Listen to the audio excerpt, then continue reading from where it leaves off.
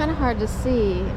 This restaurant opened up just shortly after I moved in around the corner. I'm literally like half a block around the corner away. It's called Her Place. And it's designed with a different motif in mind. People who want to raise money for a cause, a fundraiser, what have you, they can use Her Place, and it's $85 a plate, and proceeds, or a percentage of proceeds, go towards whatever cause is going on, and people come out and actually eat at Her Place as a fundraiser. It's just a few doors down from Oi, pretty on you. For a second I was like, I'm gonna take it as a personal compliment because I look okay now because I green juiced and practiced yoga. I also was tortured and slaved out though, I will add that. But ironically, it turned me into someone who looks a little prettier than I used to look. Cute, maybe I would get at best. But anyway, with that said, I wanted to add another little thing. Also, we're here at the Love Restaurant. So we'll talk about that another day in Conspiracy Land, about what love is or could feel like, or where it exists and who it comes from. Is there Jesus or alien love or not? Oi, pretty on you. So anyway, what I wanted to say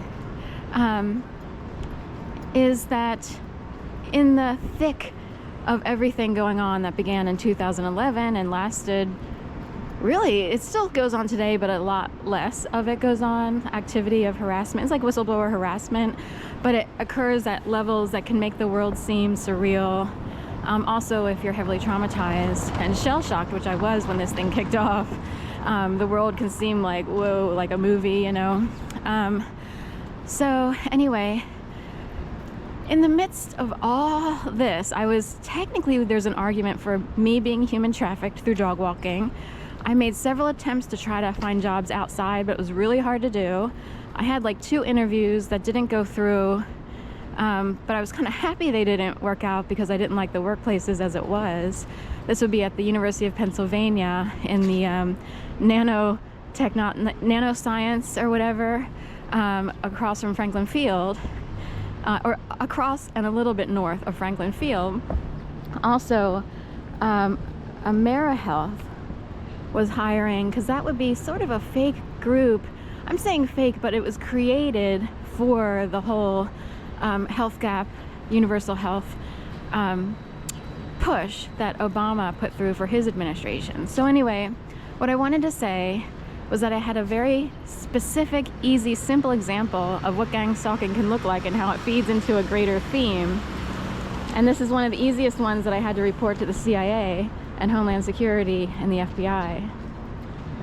I was dog sitting for someone who used to live around 406 or 408 South 9th Street, right at 9th and Lombard, pretty much.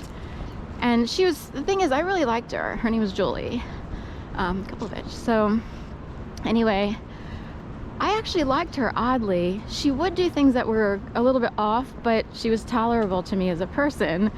So she was one of the few I kind of liked, but I was told to report everything that stood out as incredibly something something. So anyway, I first started dog sitting for her bulldog named Cookie before 2011, oddly. So anyway, flash forward a couple of years, she winds up moving around the block, just like Her Place and Oi, pretty on you. So she moved around the block over to Spruce, the 900 block of. So she was around 9th and Lombard. She moved north to Spruce and around the corner, I forget, we'll say like 903 or 905 or similar. I'll give you the example first, and then I'll tell you about my history with those apartments on that strip, because I almost rented there and backed out because I was afraid it would be too expensive. And also the landlord, he lived in the row home that was converted to apartments.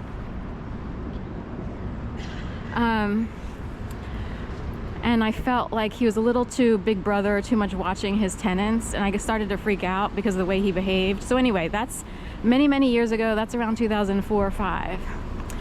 So we'll get back to the example. When Julie was away, she was traveling because she was actually going to move to San Francisco. She worked for like an umbrella corporation that covers a couple sort of trendy clothing stores. So she was in retail, but retail marketing. And she wanted to move, so I think she traveled to San Francisco. That's what I recall. Anyway, I was doing an overnight for her, taking care of Cookie, staying in her apartment.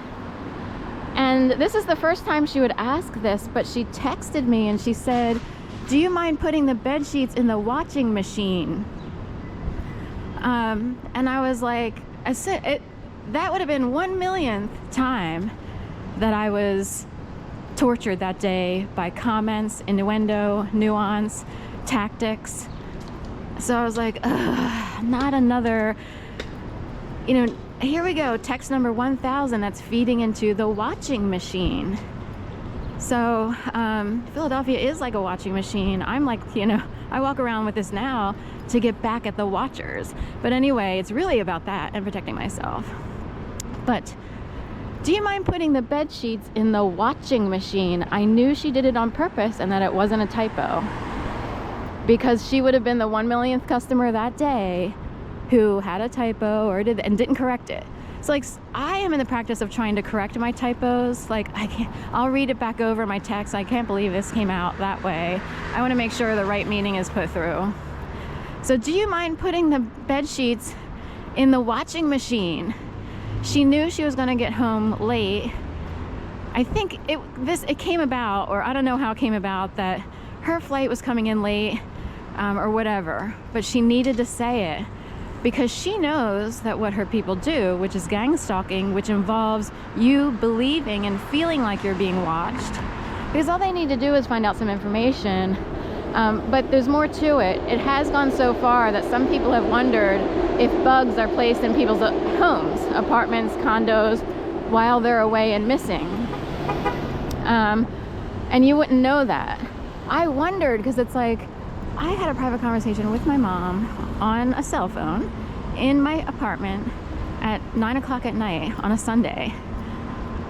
Who knows what we said to each other? It should only be my mom and I know what, unless people can hear at a higher level and they're tapped into your brain.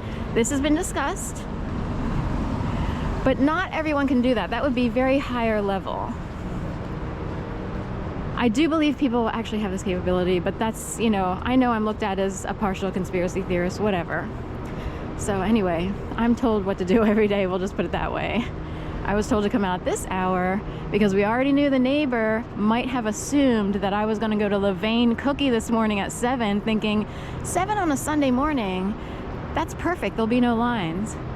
And I purposely did not go. See, I had to be told to confuse whomever might be looking for me, because somehow they caught wind in the airwaves transmitted over the invisible lines that I would probably finally get a cookie on Sunday morning, because I've been waiting for Levain Cookie to open up. You see what I mean? Hi guys. But I didn't. I waited. I heard her leave. I heard her come back, and then I